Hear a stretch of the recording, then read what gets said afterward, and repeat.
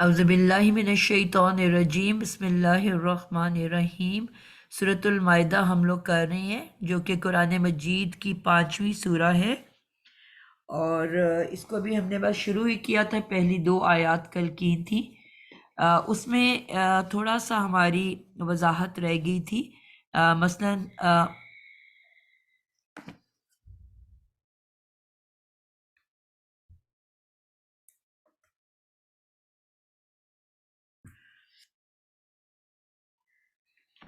اس میں ایک ذکر ہوا تھا، جو ہم نے پہلی 2 آیات پڑھی، اس میں ایک ذکر ہوا تھا شعار اللہ کا۔ اب شعار اللہ جو ہے اللہ تعالیٰ کے کچھ نشانیاں۔ اب انسان کی جس طرح بہت ساری نشانیاں ہوتی ہیں مختلف قسم کی، آپ کے مذاہب کے اندر بہت ساری امپورٹنٹ نشانیاں ہوتی ہیں، جس طرح سکھوں کا ایک خنجر ہے، وہ ان کے ریلیجس کا ایک حصہ ہے۔ اسی طرح سے آپ کی جو مساجد ہے یا عیسائیوں کے یا یہودیوں کے، جس طرح ان کی جو عبادت گاہیں ہیں، اب یہ سب ان کے اور ہمارے شعار اللہ میں آ جائیں گے، یعنی کہ وہ ان کے مذاہب کے مطابق ہوں گی اور ہماری مذہب۔ تو اسی کے اندر ہمارے جو اسلام کے شعار ہیں، انہی کے اندر نشانیوں کے اندر حرمت کے مہینوں کا بھی ذکر ہے۔ اب حرمت کے مہینے جو ہیں ویسے تو اللہ کے بہت سادے شعار ہیں، لیکن ان میں سے چند کا ذکر اس جو ہے سورہ کے اندر آ گیا۔ ان کی توہین یا بے حرمتی سے انسان گناہ گار ہو جاتا ہے، یعنی کہ وہ جو اللہ کی نشانیاں ہیں ان کی اگر ہم بے ادبی کر دیں یا بے عزتی کر دیں، مثلا مسجد میں داخل ہونے کے، وہاں سے نکلنے کے کچھ آداب بتائے گئے ہیں، مسجد میں بیٹھنے کے کچھ آداب بتائے گئے ہیں، نماز کے دوران آپ کو کچھ آداب سکھائے گئے ہیں، یعنی کہ ان کو ہمیں فالو کرنا ہے۔ مثلا سب سے پہلی یہ بات تھی کہ مسجد میں جب آپ داخل ہوتے ہو تو آپ کو اپنی ایک قطار سے بیٹھنا ہے، آگے سے شروع کر دینا ہے اور دائیں ہاتھ سے شروع کرنا ہے، اور آپ نے بیچ میں گیپس نہیں چھوڑنے اور بیٹھتے چلے جانا ہے۔ ایک لائن جب مکمل ہو جائے گی تو دوسری لائن جب شروع ہوگی تو پھر دائنی طرف سے شروع ہوگی، اور اس طرح سے ہم نے آخر تک اس کو مسجد کو فل کرنا ہے۔ لیکن خواتین میں، کیونکہ ہمارے سب کانٹیننٹ کے اندر جو ہے اتنا زیادہ مسجدوں میں جا کے نماز پڑھنے کا رجحان نہیں پایا جاتا، تو اس وجہ سے ہمارے ہاں مسلمانوں کو، خواتین کی خاص طور پہ بات کر رہی ہوں، ادب اور آداب معلوم ہی نہیں ہے، جس کا سب سے برا منظر جو ہے آپ کو خانہ کعبہ میں اور مدینہ کی مسجد میں نظر آتا ہے۔ جب میں الحمدللہ عمرہ کیا اور پھر بعد میں حج پہ بھی گئی، تو وہاں پہ یہ چیز میں نے نوٹس کی کہ ہماری خواتین مسجد میں داخل ہوتی تھیں اور جہاں دل چاہتا تھا، اس میں انڈیا اور پاکستان دونوں کی بات کر رہی ہوں، جہاں پہ دل چاہتا تھا بیٹھ جاتے تھے، یعنی کہ پوری مسجد خالی ہوتی تھی اور وہ کہیں پہ بھی شروع میں بیٹھ جاتی تھیں، اور اگلی آتی جاتی تھیں اور جہاں دل کرتا تھا بیٹھتی جاتی تھیں، اور آگے کی آدھی مسجد خالی ہوتی تھی اور پیچھے سے پوری مسجد فل ہو جاتی تھی، اور جتنا مرضی ان کو محبت اور پیار کے ساتھ، رسپیکٹ کے ساتھ ریکویسٹ کی جاتی تھی کہ آپ پلیز آگے اٹھ کے چلے جائیں، مسجد کو فل کریں، لیکن وہ ٹس سے مس نہیں ہوتی تھیں اور وہ اپنی جگہ پہ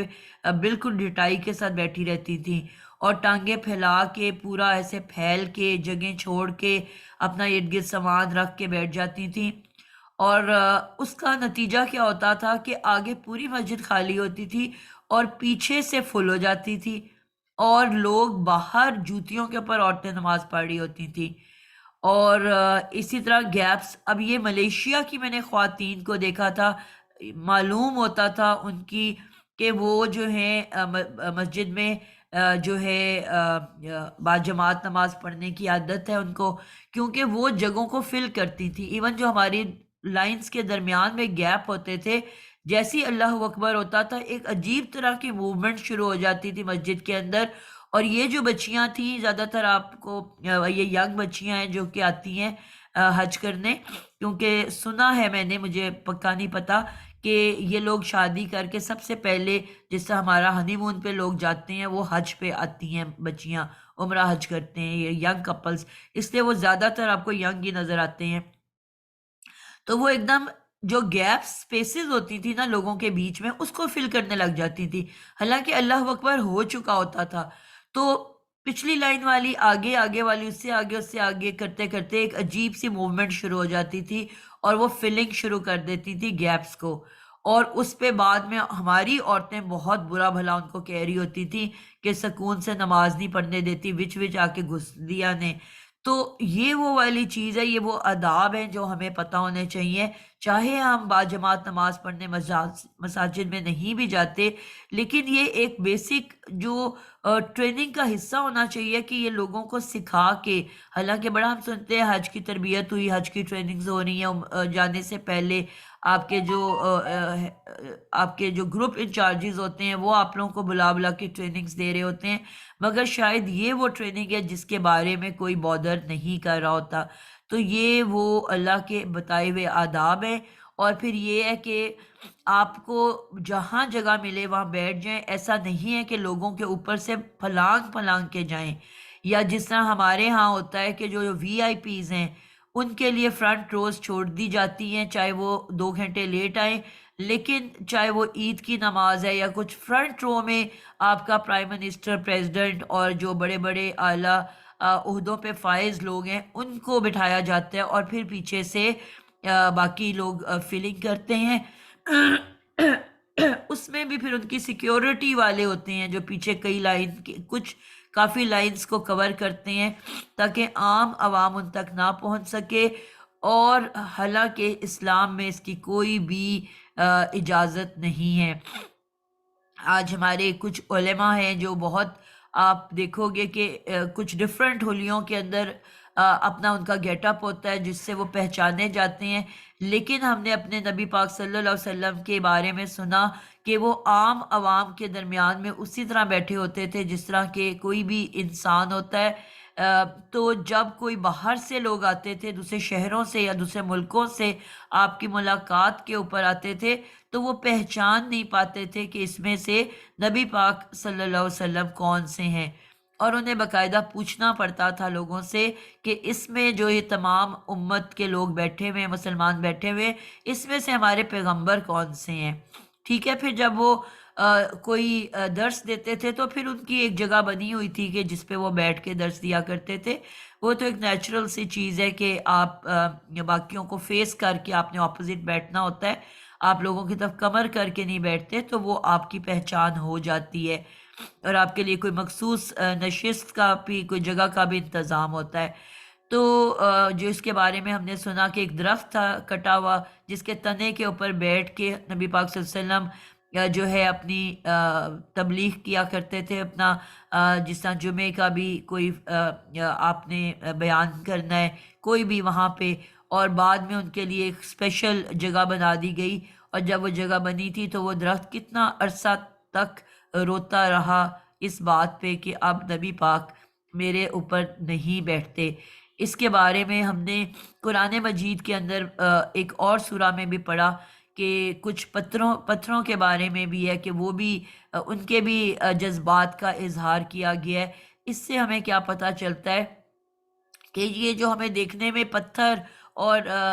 میز اور کرسیاں اور درخت دکھ رہے ہوتے ہیں، یہ بھی لیونگ تھنگز ہیں، ان کی بھی فیلنگز ہیں، یہ بھی محسوسات رکھتے ہیں، یہ بھی بات کرتے ہیں، اور ہمیں باقاعدہ یہ بتایا گیا کہ جب اس کا ہم نے ذکر پڑھا قرآن مجید میں، پتھروں کا بھی ذکر آئے گا آگے کہ وہ کس طرح نبی پاک صلی اللہ علیہ وسلم جب گزرے تو انہوں نے کس طرح سے اس کے بارے میں ڈسکشن کی، تو اس سے پھر وہ ہمیں کہا کرتے تھے کہ اس کا مطلب ہے کہ یہ بھی فیلنگز رکھتے ہیں اور یہ بھی ایک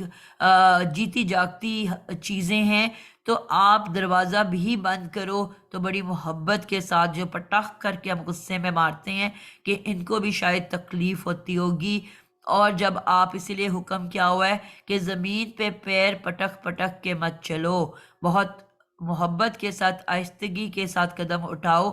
اور یہاں تک بھی ایک حدیث سے ملتا ہے کہ جب آپ چاہے نماز کو لیٹ بھی ہو رہا ہے تو آپ آرام سے سکون سے چلو اور وہاں پہنچو، تیز تیز دوڑ کے مسجدوں کی طرف جاؤ، تو اس میں بھی کوئی حکمت ہوگی، اس میں بھی کوئی بات ہوگی۔ ظاہری بات ہے ہر بات اللہ نے ہمیں نہیں بتائی ہوئی، تو یہ وہ چیزیں ہیں جس کے بارے میں سوچنے کی ضرورت ہے۔ تو اب شعار اللہ کے اندر جہاں اور چیزیں ہیں وہاں پہ حرمت کے مہینوں کا بھی ذکر ہے، اور یہ ہمارے جیسا 12 مہینے ہیں، ان میں سے 4 حرمت والے مہینے ہیں۔ حرمت میں کیا روٹ ورڈ ہے، کوئی بتائے گا مجھے؟ حرمت، اس میں کیا روٹ ورڈ ہے؟ کیا ایک دم سے آپ کو روٹ ورڈ دکھ رہا ہے؟ میں بتاؤں میم؟ جی بتاؤ۔ ہا را ما میم۔ بالکل، ہا رے را میم، حرم۔ جی نادیہ آپ نے بھی ہاتھ مائک کھولا تھا، اس سے روٹ ورڈ سے کوئی ہمارے اردو کا ورڈ آپ کو پتہ ہے؟ رحم، حرم۔ حرام۔ جی نادیہ کا حرام جواب جو میں نے کہتے ہیں، لیا ہے، حرام بھی ہو جی گیا، جی ہاں، محترم، محترم، جی احترام، حرمت، جی ٹھیک ہے۔ تو اب یہاں پہ نا ہم جو حرام، آپ جو ورڈ بولا ہے نا حرام، یہ اردو کا ورڈ ہے، ٹھیک ہے۔ ہم حرام چیز کہتے ہیں جو کہ انوانٹیڈ چیز، جو کہ ہم کہتے ہیں یہ تو ہمارے دین میں حرام ہے، لیکن عربی میں جو حرام ہے وہ احترام اور عزت کے لیے آتا ہے، ٹھیک ہے۔ اسی سے ورڈ ہمارا جی نکلا احترام، محترم۔ محترم میں کیا ہوا؟ میم اضافی آ گیا، ٹھیک ہے، اور بیچ میں ایک تے گھسی ہوئی ہے، وہ بھی انشاءاللہ ہم پڑھیں گے، وہ ایک سانچے کا، جیسا میں نے شدہ پڑھائی تھی نا کہ 3 لیٹرز کے بیچ میں ایک شدہ ہو تو وہ ایک سانچہ ہے، ایک شیپ ہے جس کے کچھ ایکسٹرا میننگز داخل ہوتے ہیں۔ تو یہ 2 جو روٹ لیٹرز ہیں اس کے بیچ میں ایک تے جب آ جائے تو یہ بھی ایک سانچہ ہے، اور یہ بھی ہمارے اردو میں بہت زیادہ استعمال کیا گیا ہے، تو اس سے بھی کچھ ایکسٹرا میننگ داخل ہو جاتے ہیں جو انشاءاللہ ہم وقت کے ساتھ سیکھیں گے۔ تو محترم میں آپ نے دیکھا ہے اور رے کے بیچ میں تے آیا ہوا ہے، تو احترام اس میں بھی تے آیا ہوا ہے ایک ہے اور رے کے بیچ میں، تو یہ بھی ایک سانچہ، ایک شیپ ہے جس میں پہلے 2 لیٹرز روٹ لیٹرز کے بیچ میں اضافی تے آ جاتا ہے، اس سے بھی کچھ ایکسٹرا میننگ داخل ہو جاتے ہیں۔ تو مزے کی بات ہے، یہ چھوٹی چھوٹی باتیں ہم انشاءاللہ سیکھیں گے جو ہمیں پہلے نہیں پتہ، ہماری اردو میں بھی یہ استعمال ہوتی ہیں۔ جس طرح ہمارا لفظ ہے، مثال کے طور پہ چھوٹی سی نشان بتاؤں آپ کو، کتنے سارے ورڈز آپ کو ملیں گے۔ آپ کہتے ہو انتظار، انتظار کے اندر آپ دیکھو نون، ضا اور رے، یہ نظر، آپ دیکھو آپ کو ترجمہ کرنا آنا شروع ہو جائے گا، نظر، نظر ہے اس کا اندر روٹ ورڈ۔ ہم نے کہا تھا الف واو یا ہمیشہ اضافی ہوتے ہیں، ان کو مائنس کر دو تو پہلے 2 لیٹر کے بیچ میں دیکھو ایک تے آ گیا، تے میں نے کہا تھا بہت شرارتی ہے، بیچ شروع میں بھی کوئی 4-5 میننگز میں آتا ہے، یہ بیچ میں بھی ایک تے آتا ہے جو کہ شیپ کا، سانچے کا ہے، اور آخر میں بھی تے آتے ہیں، تو یہ ہر تے مختلف میننگ رکھتا ہے۔ تو یہ انتظار، ٹھیک ہے۔ اب لفظ ہے نظر، اب نظر سے انتظار، تو یہ تے اضافی ہے اس کے اندر، جب آپ کو ایک دفعہ سیکھ لو گے آپ کو روٹ ورڈ نکالنا آ جائے گا۔ اسی طرح آپ کے پاس ہے اشتعال، اس کا مطلب ہے اس میں نظر، انتظار میں کیا ہوتا ہے، آپ کسی کا انتظار کر رہے ہو، یعنی کہ نظر ڈال کے دروازے پہ بیٹھے ہوئے ہو، ہائے کب آئے گا کب آئے گا کب آئے گا، آئی نہیں رہا آئی نہیں رہا آئی نہیں رہا، ٹھیک ہے، نظر لگا کے آپ کسی کا انتظار کر رہے ہو۔ اسی طرح سے آپ دیکھو گے کہ اشتعال، ٹھیک ہے، جو بچے ہماری کلاس میں نہیں ہیں وہ کہیں گے کیا بتانے لگ گئی ہیں، لیکن یہ انٹرسٹنگ سی بات ہے، اشتعال۔ اب اشتعال آپ کو، اب تو آپ سے پتہ ہے بڑے ہو گئے آپ کو میننگ آتا ہے، لیکن اگر آپ یہ بچوں کو بھی روٹ ورڈ کا کانسیپٹ دے دو تو وہ بڑے آرام سے میننگز تک پہنچیں گے۔ اب اس کے بھی دونوں الف ایکسٹرا ہٹا دیے، اور بیچ میں آپ نے ایک دفعہ سیکھ لیا کہ پہلے 2 لیٹرز کے بیچ میں ایک تے اضافی آتا ہے، اس کو بھی آپ نے سرکل کر دیا تو پیچھے کیا رہ گیا؟ شین عین لام۔ اب اردو کا کوئی لفظ فوراً آتا ہے دماغ میں اس لیٹر سے؟ شولہ، ٹھیک ہے، شولہ۔ اب اشتعال میں کیا ہوتا ہے؟ شولہ کا اب کیا ہوتا ہے؟ شولہ بھڑک اٹھتا ہے، ٹھیک ہے، آپ ماچس جلاتے ہو تو ایک شولہ نکلتا ہے، اور اس سے آپ کی آگ بھڑک اٹھتی ہے. تو شعلے سے اشتعال، یعنی کہ اشتعال میں بھی کیا ہوتا ہے، غصے میں کیا ہوتا ہے، آپ بھڑک اٹھتے ہو، ایسے ہی ہے نا. تو کہتے ہیں وہ فلانا شخص اتنا غصہ آ گیا کہ وہ اشتعال میں آ گیا، یعنی کہ وہ بھڑک اٹھا، غصے میں بھڑک اٹھا تو اشتعال آ گیا. تو اسی طرح آپ کے بہت سارے ورڈز ہیں اردو کے جس کے اندر آپ کو یہ اضافی تے نظر آئے گا. اختیار، اختیار، اس کے اندر آپ کو خیر نظر آئے گی. اسی طرح اجتماع. اب اجتماع کے اندر آپ ناجیہ جلدی سے بتاؤ کیا روٹ ورڈ دکھ رہا ہے. اگر 2 الف اور تے نکال دو، جمع. جمع. تو جی میم اجتماع میں جمع. کیا ہوتا ہے، لوگ جمع ہو رہے ہوتے ہیں. اکٹھا ہونا. ٹھیک ہے، اجتماع یہ ہوتا ہے نا کہ ایک جگہ ہے وہاں پہ لوگ جمع ہو رہے ہوتے ہیں، ہر بندہ آ رہا ہے تو وہ ایک اجتماع لگ جاتا ہے. تو جمع نکل آیا نا اس کے اندر چھپا ہوا. تو آپ بڑے آرام سے میننگز تک پہنچتے جاتے ہو. جب آپ کو یہ والے کانسیپٹ ایک دفعہ سیکھ لیے نا آپ لوگوں نے، تو مشکل سے مشکل ورڈ جو آپ کو لگ رہا ہوتا ہے کہ پتہ نہیں اس کا کیا مطلب ہے، تو آپ فوراً جب اس کے روٹ تک پہنچتے ہو، اس کے بیس، اس کے اصل تک پہنچتے ہو، تو ایک دم سے میننگ پتہ چل جاتا ہے. اور مزیدار بات کہ جو میں نے آپ کو بتایا تھا شدہ والا رول، اس میں نے کہا تھا ایک بندہ، ایکشن 2 طرح کا ہوتا ہے. ایک ایکشن یہ ہوتا ہے کہ آپ کسی دوسرے کے اوپر ایکشن کر رہے ہو. میں جو ہوں آپ کو پڑھا رہی ہوں، ایک استاد ایک شاگرد ہے، استاد جو ہے کسی دوسرے کے اوپر پڑھانے کا کام کر رہا ہے، ٹھیک ہے. اور ایک ہوتا ہے سیکھنا، آپ نے ایک کتاب پڑھی اور اس سے آپ خود سیکھ رہے ہو، ٹھیک ہے. میں نہیں پڑھا رہی، آپ خود سے ایک کتاب پڑھ کے اپنے نالج کا اضافہ کر رہے ہو اور اس سے اپنے آپ خود سے کچھ یاد کر رہے ہو. وہ ہوتا ہے ایکشن اپنے اوپر کرنا. تو ایک ایکشن ہوتا ہے کسی دوسرے پہ کرنا اور ایک ایکشن ہوتا ہے اپنے اوپر کرنا. اور مزیدار بات یہ ہے کہ یہ والا جو تیز سانچہ ہے، اس کے اندر ایکشن آپ اپنی ذات کے اوپر کر رہے ہوتے ہو. انتظار میں کیا ہے، کوئی دوسرا بندہ انوالوڈ ہے، آپ بیٹھے انتظار کر رہے ہو کسی کا. اجتماع میں کیا ہو رہا ہے، ہر بندہ اپنے گھر سے نکلتا ہے اور ایک مخصوص جگہ پہ آ کے بیٹھ جاتا ہے. اور جب بہت سارے لوگ اپنے اپنی باڈی کو اٹھا کے وہاں پہ لے کے آتے ہیں تو ایک مجمع وہاں پہ جمع ہو جاتا ہے، اور آپ اس پورے مجمع کو کیا کہتے ہو، اجتماع.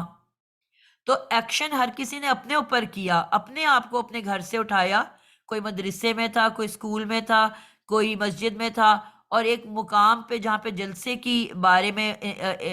بتایا گیا کہ یہاں پہ جلسہ ہے، تو ہر شخص خود اس سے وہاں پہ پہنچا. اور جب بہت سارے لوگ خود سے پہنچتے گئے وہاں پہ، تو جب بہت سارے لوگ وہاں پہ جمع ہو گئے تو ایک اجتماع لگ گیا.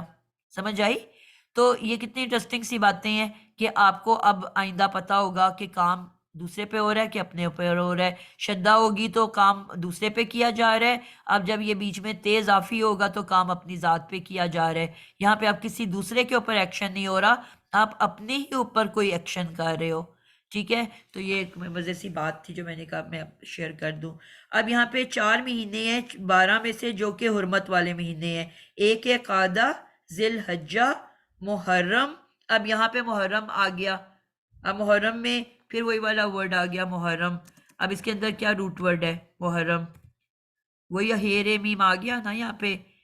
اور میم ہوتا ہے والا، والے والا، حرم والا. اب ہم احرام اپنے حرام سے سوچیں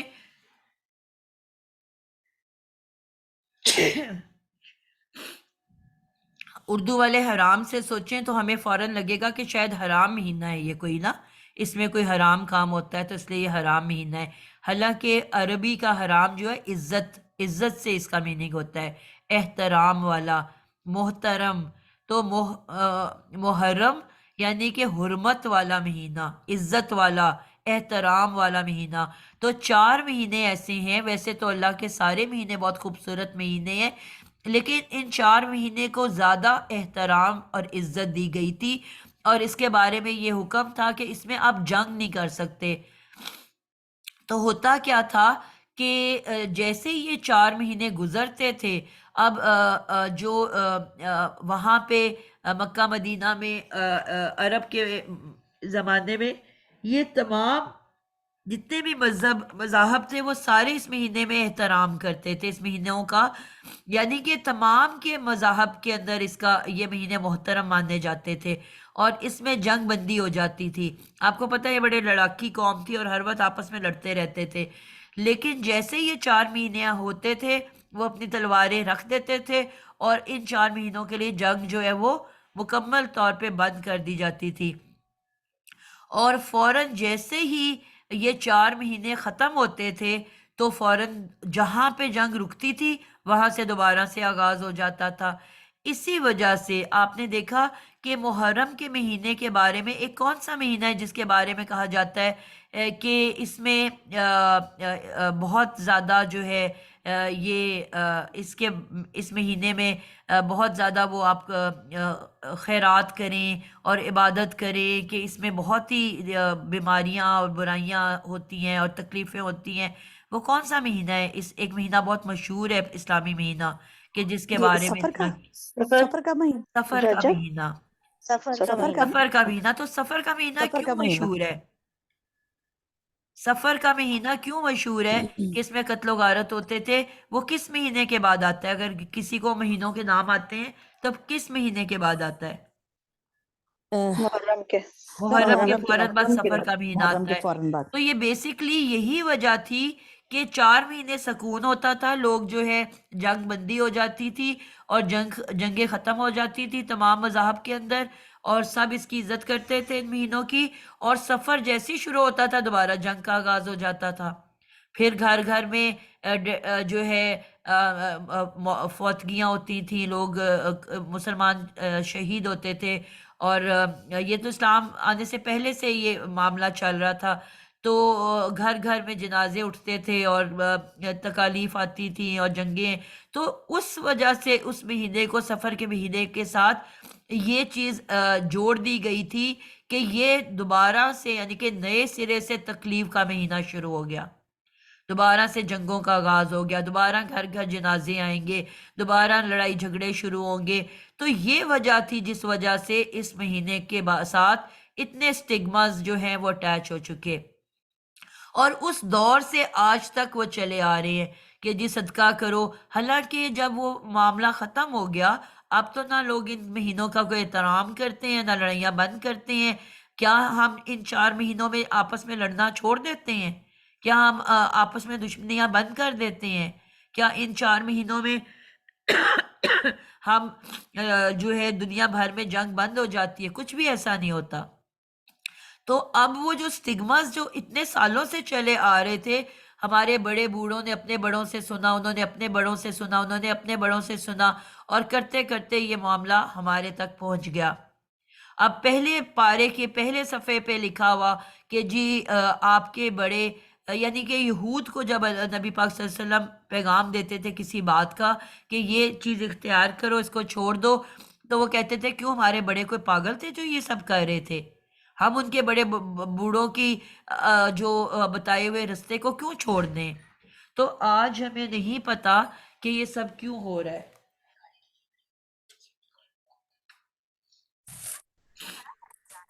ٹھیک ہے، تو وہ بیسیکلی ابھی تک ہمارے بڑوں سے وہ چلتا چلا آ رہا ہے کہ جی یہ سفر کا مہینے میں یہ سب، حالانکہ اب تو ایسا کوئی سلسلہ نہیں چل رہا۔ جب نبی پاک صلی اللہ علیہ وسلم آئے اور یہ 4 مہینوں کا سلسلہ عزت تو اس کی باقی ہے،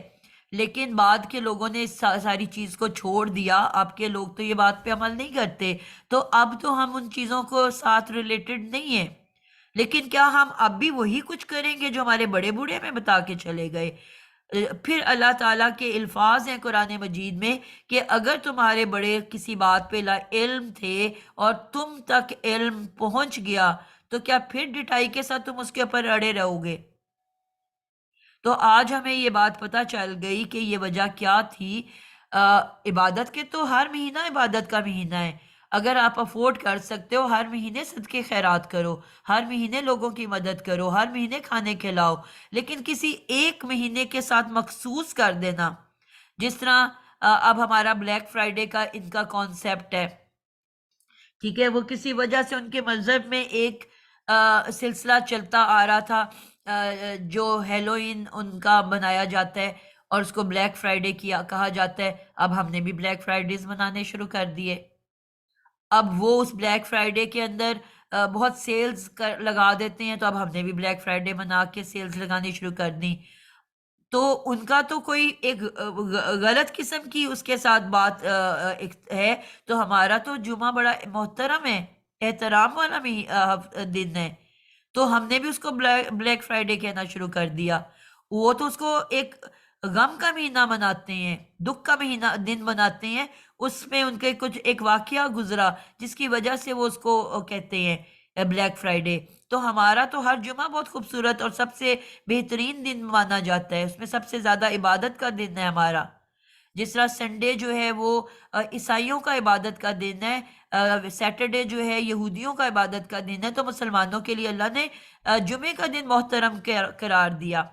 اور ان کو حکم دیا کہ آپ نے ان دنوں میں کوئی عبادت کے سوا کوئی کام نہیں کرنا. اور ہمارے مذہب میں اللہ تعالیٰ نے کہا کہ جمعہ پڑھو اور دوبارہ کام پہ نکل پڑو، یعنی کہ اس دن کوئی چھٹی کا کانسیپٹ نہیں ہے. جبکہ ہمارے چھوٹے چھوٹے شہروں میں آپ نے دیکھا ہوگا، بڑے شہروں میں تو نہیں، چھوٹے شہروں میں سنڈے کے بجائے وہ جمعے والے دن چھٹی کا رکھتے ہیں. حالانکہ باقاعدہ ہمیں حکم دیا گیا کہ جمعے کی نماز پڑھو اور اپنے اپنے کام کی طرف دوبارہ نکل پڑو. چھٹی کا کوئی کانسیپٹ نہیں دیا جمعے والے دن، ٹھیک ہے. لیکن یہ وہ چیزیں ہیں جن کا ہمیں پتہ ہونا چاہیے اور اس کی اویئرنیس ہونی چاہیے. اور یہ اتنی مطلب ہمارا سخت قسم کا بلیو ہو چکا سفر کے مہینے کے بارے میں کہ اس میں بلائیں نازل ہوتی ہیں آسمانوں سے، اور اس میں تکالیف آتی ہیں، اس میں بیماریاں آتی ہیں. اب جس طرح آپ لوگوں نے پڑھا کہ اللہ تعالیٰ نے بیان کر دیا آپ لوگوں سے کہ یہ پوری دنیا ہے ہی آزمائش، اور اس میں مستقل آزمائشیں آئیں گی. اب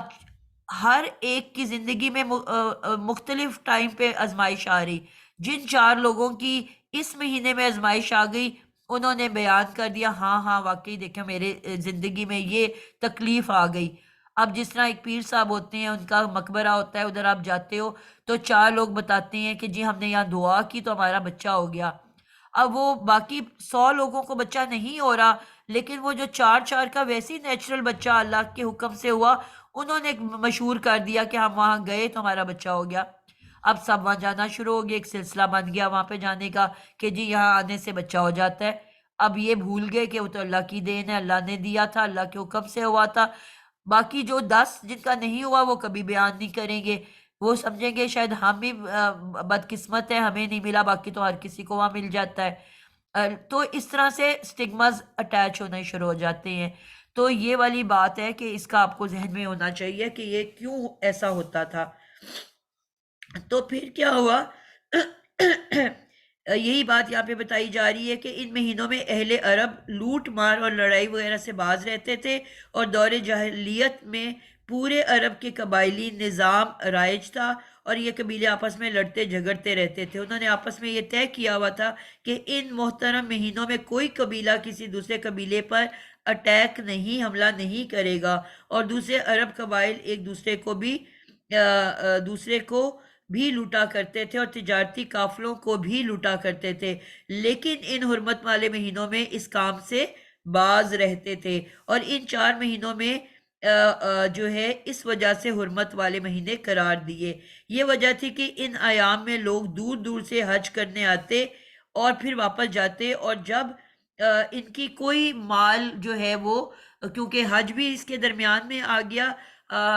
تو لوگ جو ہیں بڑی عزت کے طریقے سے حج کے لیے آتے تھے، اور انہیں پتہ ہوتا تھا کہ رستے میں کوئی قافلہ نہیں لوٹا جائے گا اور کوئی اٹیک ہم پہ نہیں ہوگا، کوئی ہم پہ ہماری قتل و غارت نہیں ہوگی، کیونکہ یہ حرمت والا مہینہ چل رہا ہے. اور ہر مذہب کا بندہ اس کو بلیو کرتا تھا اور اس پہ عمل کرتا تھا. اس مہینے میں لوگ بیت اللہ کے لیے نذرانے لایا کرتے تھے، اور جو کعبہ کے کیئر ٹیکر ہوتے تھے، متولی ہوتے تھے، وہ یہ نذرانے وصول کیا کرتے تھے. آج بھی جس طرح لوگ قبروں اور مقبروں پہ جا کے چڑھاوے چڑھاتے ہیں نا،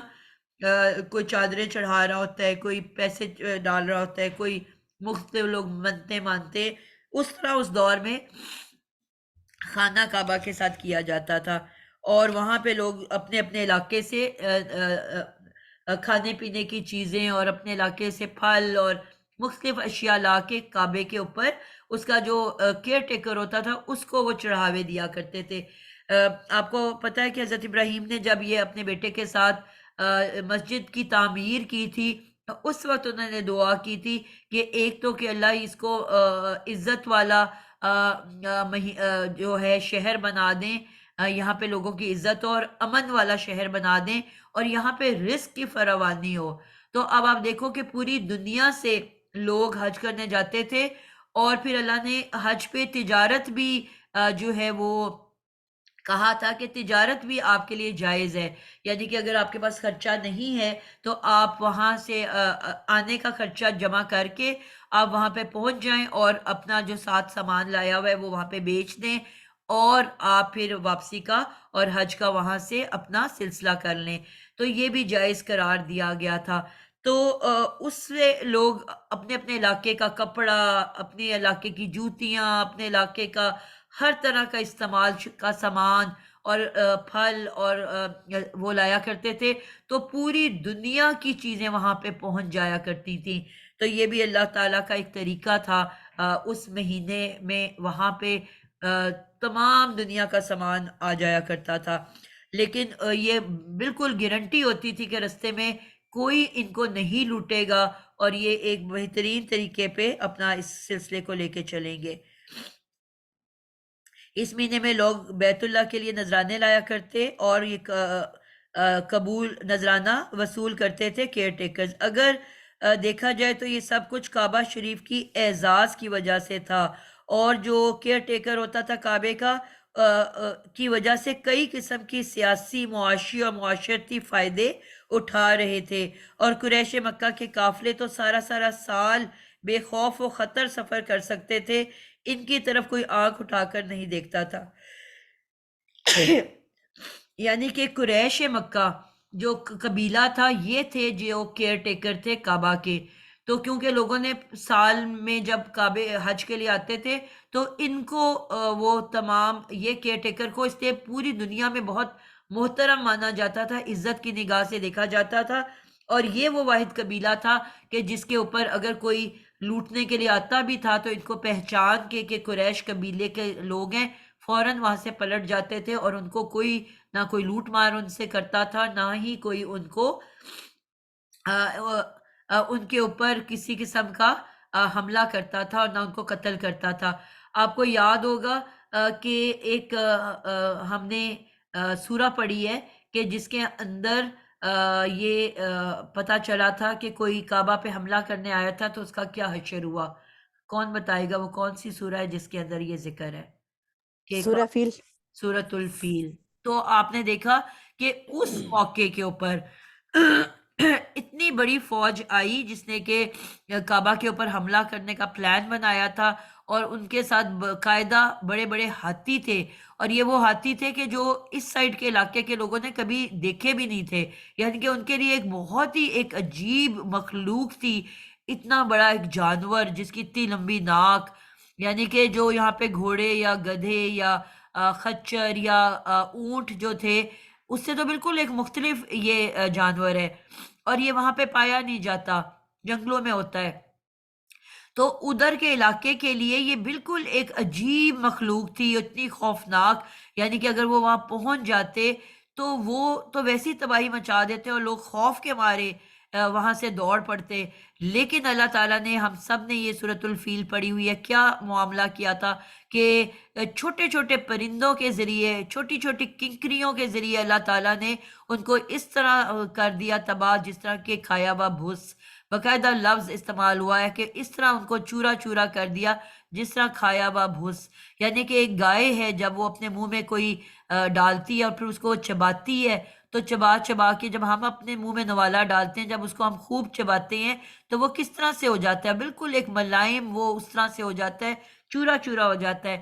وہ نوالا ہمارا۔ تو اسی طرح اس پوری فوج کا حال کر دیا کہ وہ جو ہاتھی تھے وہ ایک جگہ پہ بیٹھ گئے، اور ان کو جتنا مرضی مارتے تھے، ان کو جو مرضی کرتے تھے، وہ آگے چلنے سے انکار کر گیا کیونکہ انہیں اللہ کا حکم تھا، اور پھر اس کے بعد الٹا منہ کر کے وہ دوڑ پڑے اور اپنی ہی فوج کو انہوں نے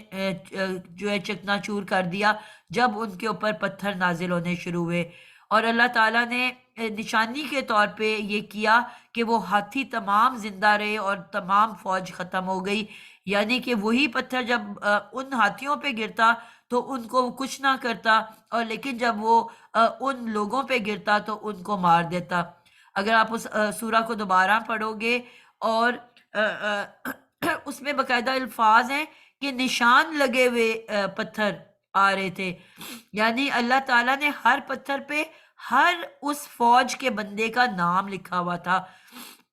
اور وہ پتھر اسی شخص کو جا کے لگتا تھا اور اسی کو مارتا تھا.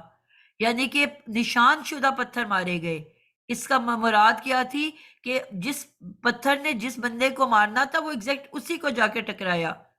یہ نہیں ہوا کہ اوپر سے تو سب پتھر نیچے آ رہے تھے، ہوا چل رہی ہو تو وہ اپنی ڈائریکشن ہل سکتی ہے، لیکن اللہ تعالیٰ نے ایک نشانی، ایک مثال چھوڑنی تھی دنیا کے لیے کہ وہ پتھر جس پتھر پہ جس کا نام لکھا تھا وہ اسی کو جا کے ہٹ کرتا تھا اور اسی کو مارتا تھا.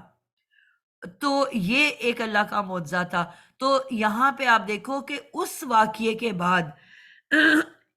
قریش مکہ کیا ایک رعب پڑ گیا تھا. اسی کے بعد آپ کو میں نے کہا تھا نا کہ سورہ ایک دوسرے سے انٹر لنکڈ ہوتی ہیں. ایک سورہ میں جو واقعہ آتا ہے کئی دفعہ پچھلا سورہ کا کچھ حصہ اس میں ہوتا ہے واقعے کا، کچھ اگلے میں ہوتا ہے.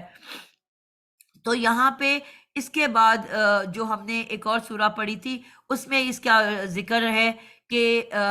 کس طرح سے وہ لوگوں پہ خوف بیٹھ گیا تھا اس قبیلے کا، قریش کا. اور قریش کا قبیلہ جب سفر پہ نکلتا تھا تو لوگ خوف زدہ ہو جاتے تھے اور ان کو کوئی جرت نہیں کرتا تھا ہاتھ لگانے کی. وہ سمجھتے تھے کہ جس نے بھی ان کو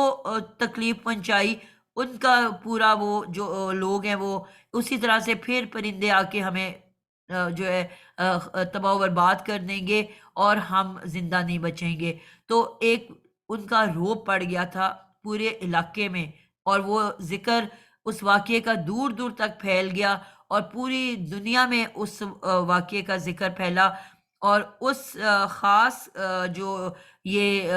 تھے قریش قبیلہ، اس کی عزت ہونے لگی اور اس سے لوگ ڈرنا شروع ہو گئے. تو یہ وہ عزت تھی جس کی وجہ سے لوگ ان کو خوش کرنے کے لیے، راضی کرنے کے لیے چڑھاوے لے کے آتے تھے کہ اگر ان کو ہم نے خوش کیا تو اللہ ہم سے راضی ہو جائے گا. اس وجہ سے ان کے لیے تحفے تحائف لائے جاتے تھے. ٹھیک ہو گیا. تو سارا سال جو یہ قریش مکہ کے قافلے تھے پورا سال بے خوف و خطر سفر کرتے تھے اور کوئی آنکھ اٹھا کے ان کو نہیں دیکھتا تھا، جبکہ باقی جتنے لوگ نکلتے تھے اپنے اس کے لیے تجارت کے لیے، تو رستے میں بہت سارے لوگ بیٹھے ہوتے تھے جو ان تجارتی قافلوں کو لوٹ لیا کرتے تھے اور ان کو مار دیتے تھے. اس کے بعد یہ ہونا شروع ہوا کہ علاقے میں اعلان ہوتا تھا کہ جی تجارت کے لیے قافلہ نکل رہا ہے فلانے تاریخ کو فلانے مہینے میں. تو تمام قافلے جو بھی جانا چاہتے تھے وہ مل کے سفر کرتے تھے تاکہ ہمارا بہت بڑا مجمع ہو اور ہمیں لوگ جو ہے مار نہ سکیں. تو یہ سب کیونکہ کعبہ کے اعزاز کی وجہ سے تھا، اسی لیے اسلام نے اس جاہلی دستور کو بحال رکھا، اور اس لیے بھی یہ کہ باہمی معاہدہ امن تھا جسے اسلام پسند کرتا ہے. اسلام میں جب زکوٰۃ فرض ہوئی تو اس کی وصولی کے لیے اعمال کو ماہ رجب میں روانہ کیا جایا کرتا تھا. اس کی وجہ بھی غالباً یہ ہو کہ اس مہینے میں لوگ کعبہ کے لیے نذرانے دینے کے پہلے سے عادی تھے. دوسرے نمبر پر وہ قربانی کے جانور جو قربانی کے لیے کعبہ بھیجے جائیں، اور تیسرے نمبر پہ کہ یہ سب چیزیں اللہ کے شعار ہیں. اس سے مراد وہ تمام چیزیں جو کعبہ بھیجے جانے والے قربانی کے جانوروں کے گلے میں پٹے بھی ڈالے جاتے تھے. یعنی کہ وہ جانور جو کہ حج کے لیے جانے ہوتے تھے ان کو باقاعدہ ان کے گلے میں پٹے ڈال دیے جاتے تھے. ان کو پرانے زمانے میں، اب تو ہم جاتے ہیں نا اور ہم نے جانور دیکھا بھی نہیں ہوتا، ہم صرف جانوروں کے پیسے دیتے ہیں حج پہ جب ہم جاتے ہیں، اور ہمیں بتایا جاتا ہے کہ جی فلانے دن اتنے بجے آپ کا جو جانور جو ہے وہ ذبح کر دیا جائے گا، اور پھر اس کے بعد ہمیں اطلاع ملتی ہے کہ جی وہ ذبح ہو گیا تو اب آپ لوگ اپنے بال کٹوا لیں، یعنی کہ آپ کا حج مکمل ہوا۔ لیکن اس دور میں لوگ جب کیونکہ پیدل سفر کیا کرتے تھے، اونٹوں پہ گھوڑوں پہ سفر کیا کرتے تھے، تو وہ اپنے جانور ساتھ لایا کرتے تھے،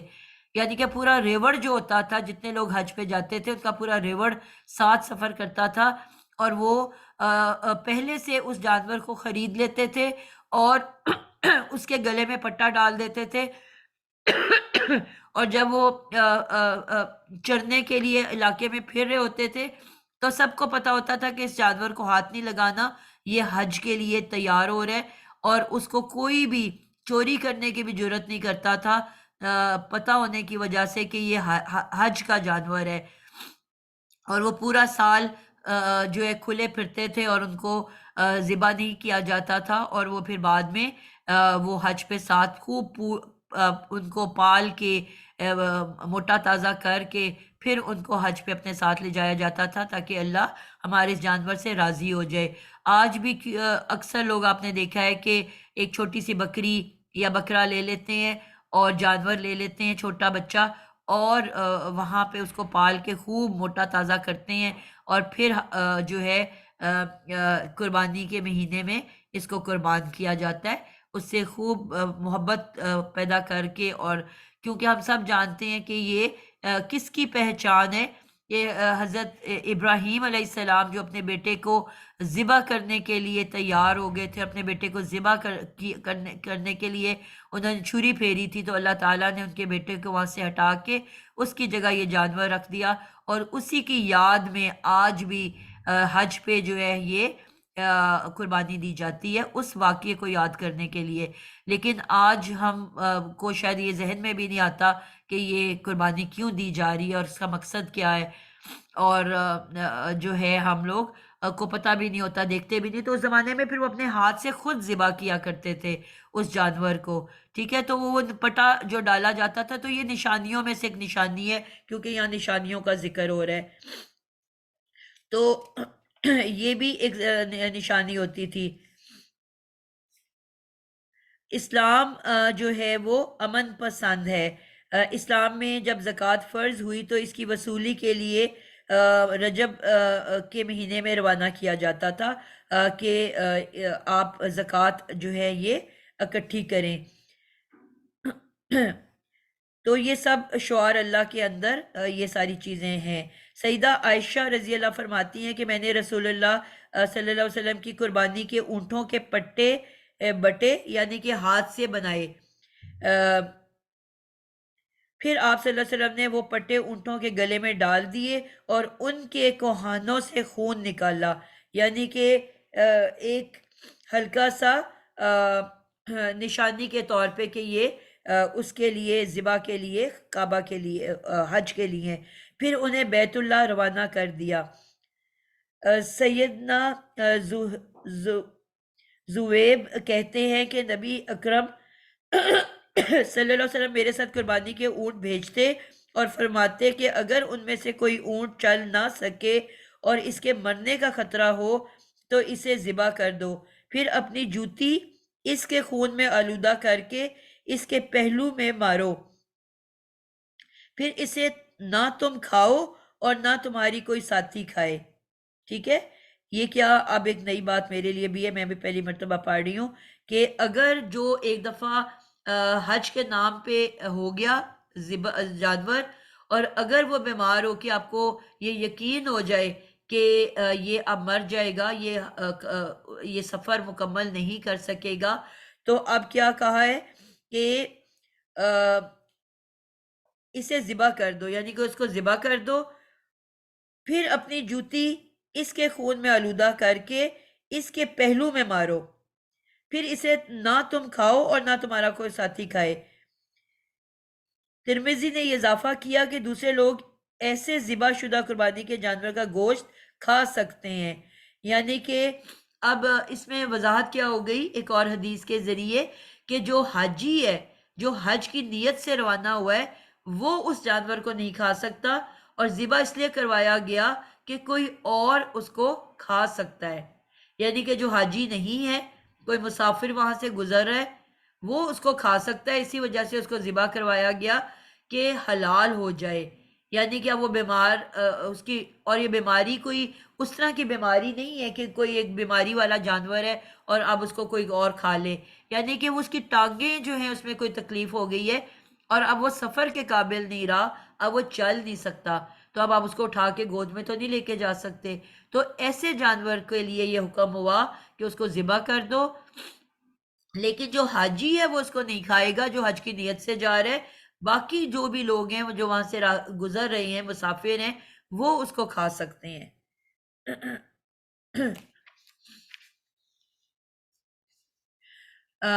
ابو ہریرہ فرماتے ہیں کہ آپ صلی اللہ علیہ وسلم نے ایک شخص کو دیکھا جو قربانی کا اونٹ ہنکے جا رہا تھا، یعنی کہ وہ اس کے اوپر سفر نہیں کر رہا تھا، قربانی کے لیے اس نے اونٹ لیا ہوا تھا لیکن اب وہ پیدل چل رہا تھا، اس کے اوپر چڑھا نہیں ہوا تھا اور اس کو ہانک کے لے کے جا رہا تھا پیدل۔ آپ صلی اللہ علیہ وسلم نے فرمایا اس پہ سوار ہو جاؤ، وہ کہنے لگا یہ تو قربانی کا جانور ہے۔ آپ صلی اللہ علیہ وسلم نے پھر فرمایا اس پر سوار ہو جاؤ، اس نے پھر کہہ دیا کہ یہ تو قربانی کا اونٹ ہے، پھر آپ نے تیسری بار کہا کہ تجھ پر افسوس، اس پر سوار ہو جا، یعنی کہ افسوس کس بات پہ کہ میں ایک پیغمبر ہو کے تمہیں حکم دے رہا ہوں اور تم جو ہو میری بات نہیں مان رہے، یعنی کہ ان کو تو پتا تھا کہ یہ قربانی کا جانور ہے، تو اس سے یہ پتا چلا کہ آپ اس جانور کو جو آپ نے سوچا ہوا ہے کہ اس کو میں نے جا کے قربان کرنا ہے حج کے بعد، تو اس کے اوپر آپ سواری کر سکتے ہو۔ مسلم میں یہ الفاظ زیادہ ہیں کہ آپ صلی اللہ علیہ وسلم نے اسے فرمایا معروف طریقے سے سوار ہو سکتے ہو، تم سوار ہونے پر مجبور ہو یا تمہیں کوئی دوسری سواری مل جائے، یعنی کہ اگر تمہیں کوئی دوسری سواری مل جاتی ہے تو پھر بے شک سوار نہ ہو، لیکن اگر تمہارے پاس سواری ہے ہی نہیں، بس وہ ایک ہی سواری ہے جس کو تم نے قربان کرنے کا ارادہ کیا ہوا ہے، اس صورت میں اب تم دوسرے شہر سے اگر سفر کر کے حج پہ جا رہے ہو تو تم پھر پیدل مت جاؤ اور اس کے اوپر تم سوار ہو سکتے ہو، یعنی کہ یہ اس کی اجازت دی گئی ہے۔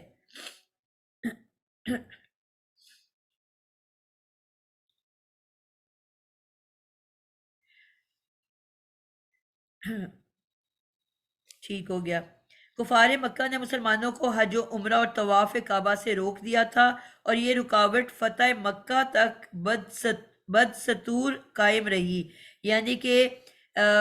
جب مسلمان حج کرنے کے لیے حضور صلی اللہ علیہ وسلم حج کرنے کے لیے تشریف لے کے گئے، یعنی کہ جب وہ مدینہ میں شفٹ ہو گئے اور مدینہ جانے کے بعد وہاں پہ سارا مسلمانوں کا اضافہ ہو گیا اور بہت مسلمانوں میں مکہ میں تو بہت تکلیف کا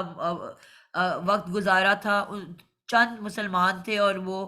ان کے اوپر بہت ظلم ڈھائے گئے، مظالم ڈھائے گئے، لیکن جب یہ لوگ پہنچے مدینہ اور بہت سارے لوگ مسلمان ہو گئے تو اب یہ کیونکہ زیادہ ہو گئے تو انہوں نے اب ارادہ کیا کہ ہم حج کرنے کے لیے جائیں۔ اب یہ تمام لوگ حج کرنے کے لیے جب وہاں پہنچے تو کفار مکہ نے ان کو حج کرنے کی اجازت نہیں دی اور ان کو مکہ میں داخل ہونے کی بھی اجازت نہیں دی۔ اس وقت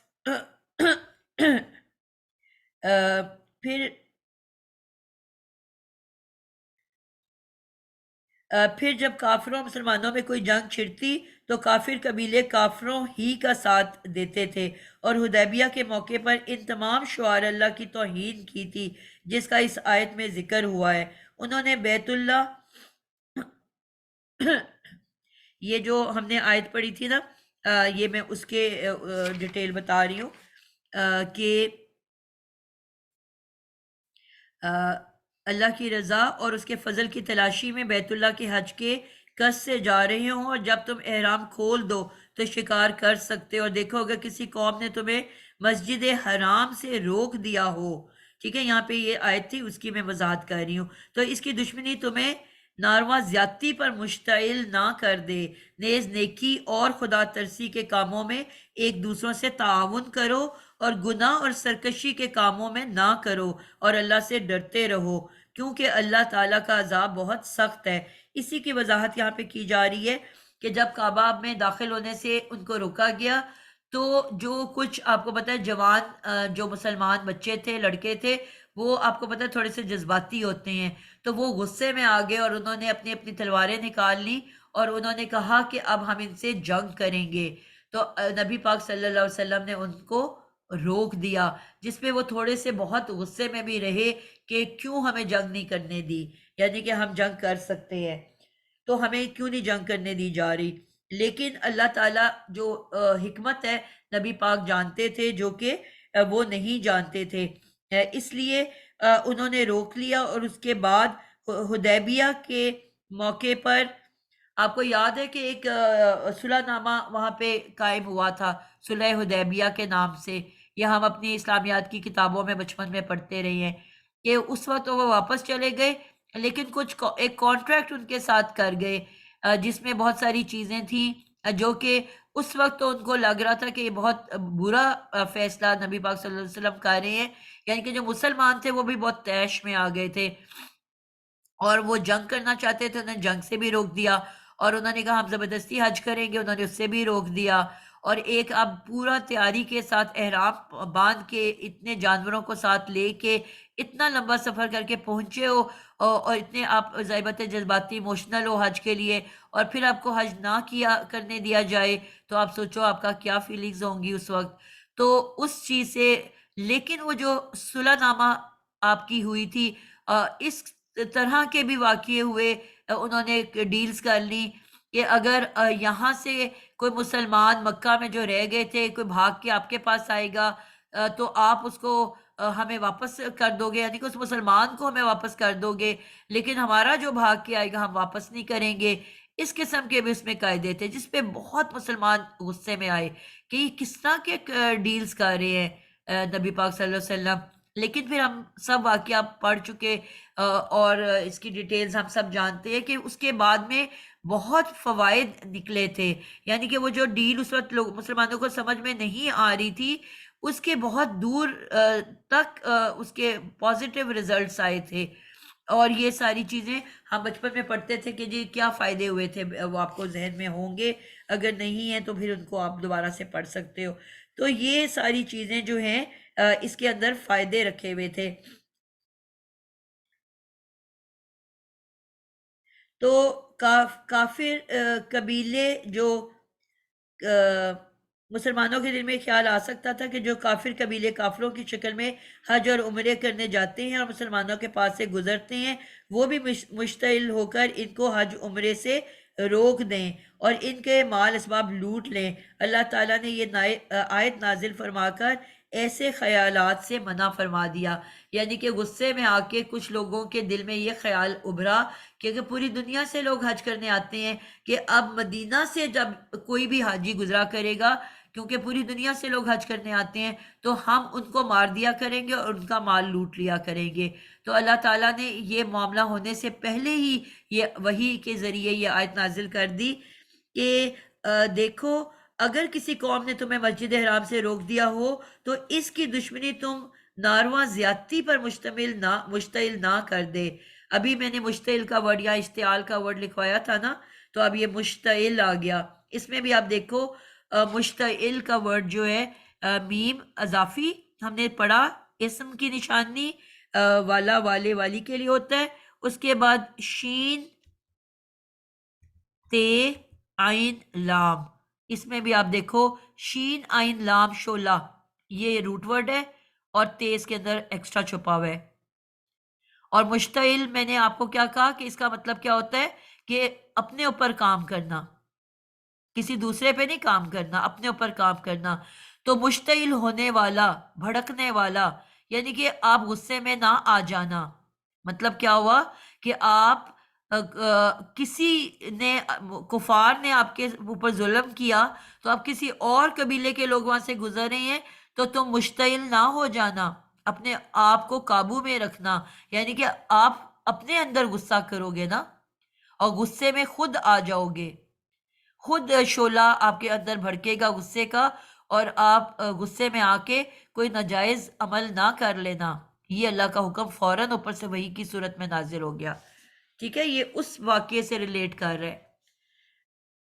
اب آپ دیکھو کہ بغیر حدیث کے ہم ان چیزوں تک پہنچ سکتے ہیں، بس یہ ایک آیت آئی اور آگے ہم نکل جاتے، تو ہمیں اس کا بیک گراؤنڈ نہیں پتا ہوتا کہ یہ کیوں یہ آیت نازل ہوئی ہے. سوری ٹائم اوپر ہو گیا، میں نے نہیں دیکھا، میں بس اس کو یہاں پہ اینڈ کرتی ہوں. ٹھیک ہو گیا؟ آپ لوگ پلیز کوئی بتا دیا کرے 2 منٹ پہلے، میں نے پہلے بھی کہا ہوا ہے کہ 10 بجنے سے 5 منٹ پہلے مجھے بتا دیا کریں. آپ میں سے ہیں کوئی جو کہ بعد میں کلاس پڑھتے ہیں؟ تو یہاں پہ ہم اس کو اینڈ کرتے ہیں کہ یہ چیزیں میں آگے نکلنے کے بجائے اس کی ڈیٹیل اس لیے بتا رہی ہوں کہ ہمیں یہ جو آیت ہم پڑھیں تو ہمیں اس کی ساری وضاحت ہونی چاہیے کہ یہ سب کچھ کیوں ہو رہا ہے. آپ لوگوں نے اپنی اٹینڈنس بالکل نہیں لگائی ہوئی، 14 لوگ ہو اور 3 لوگوں کی اٹینڈنس نظر آ رہی ہے مجھے. اٹینڈنس پلیز اپنی لگا لیا کریں. جی